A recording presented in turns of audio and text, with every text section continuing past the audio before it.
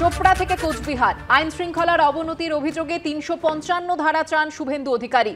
রাজ্যে এখন ৩৫৫ ধারা জারির সঠিক সময়, কেন্দ্রকে সুপারিশ করুন রাজ্যপাল। পশ্চিমবাংলায় প্র্যাকটিক্যালি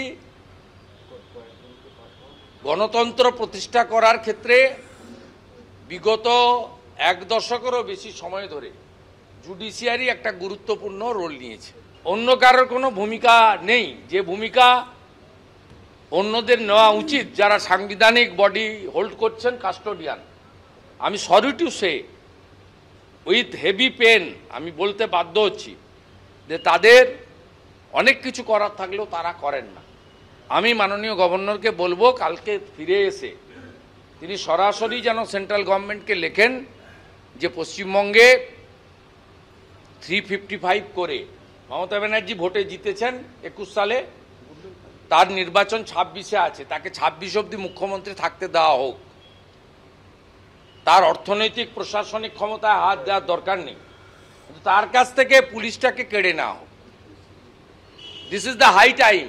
355 রেকমেন্ড করে উপদ্রুত ঘোষণা করে মণিপুরের মতো সমস্ত থানাগুলোকে নিয়ে নেওয়া উচিত এবং এখানে পশ্চিমবঙ্গে ল অ্যান্ড অর্ডারের অ্যাডভাইসার নিয়োগ করে দেওয়া উচিত। যেমন মণিপুরে ex DG CRPF Kuldeep Singh আছেন, এখানেও কোনো কম্পিটেন্ট অফিসার যারা কাশ্মীর থেকে শুরু করে অনেকগুলো অপারেশনে সাকসেস হয়েছেন, তাদের মতো কাউকে এখানে ল অ্যান্ড অর্ডারের অ্যাডভাইসার করে, পার্টিকুলারলি আমাকে নাম চাইলে আমি দিয়ে দেবো, 40 থেকে 50টা পুলিশ স্টেশন এরিয়া এখানে ল অ্যান্ড অর্ডারকে পুরো সিজ করে নেওয়া উচিত।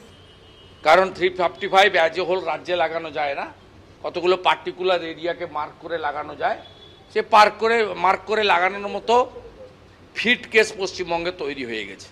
তাই গভর্নর সাহেবকে বলবো উইথ স্পেসিফিক রেকমেন্ডেশন, আপনি চাইলে পারেন, you are the constitution head of the state, আপনি প্রপার রেকমেন্ডেশন কালকে ফিরে এসে করুন, আমরা আপনার সাথে আছি।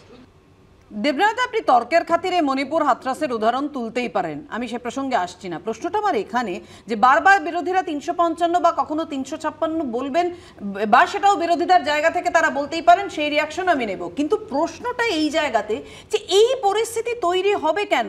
29টা আসন শাসক দল পেয়েছে লোকসভায়, যে যে জায়গাগুলোতে পিছিয়ে রয়েছে তার মানে সেই জায়গাগুলো আমার চাই এবং সেই জায়গাগুলো আমায় দখল করতে হবে। 1, 2, যে জায়গায় লিড পেয়েছি তার মানে সেখানে আমার ক্ষমতা জাহির করতে হবে, ক্ষমতার দম্ভ দেখাতে হবে। এটাই কি শাসকের নীতি? আগে শুভেন্দুবাবুর কথাটার উত্তর দিই। হায় রে ভজনালয়, তোমার মিনারে চড়িয়া ভণ্ড গায়ে সারতে যা।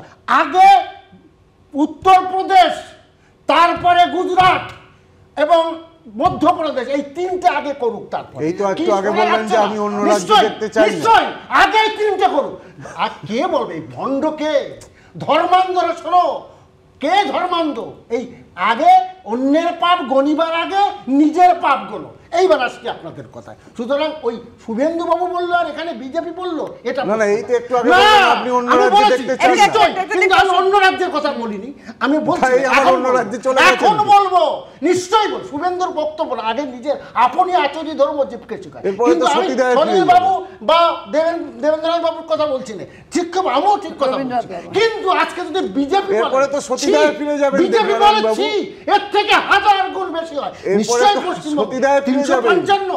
আমি বলছি যে কোনো ভাবে এই জিনিসটা যে দুর্নামটা হচ্ছে রিকভার করার দরকার, এটা বলছি। কিন্তু তার মানে বিজেপি বলবে আর সেই কথা শুনবো?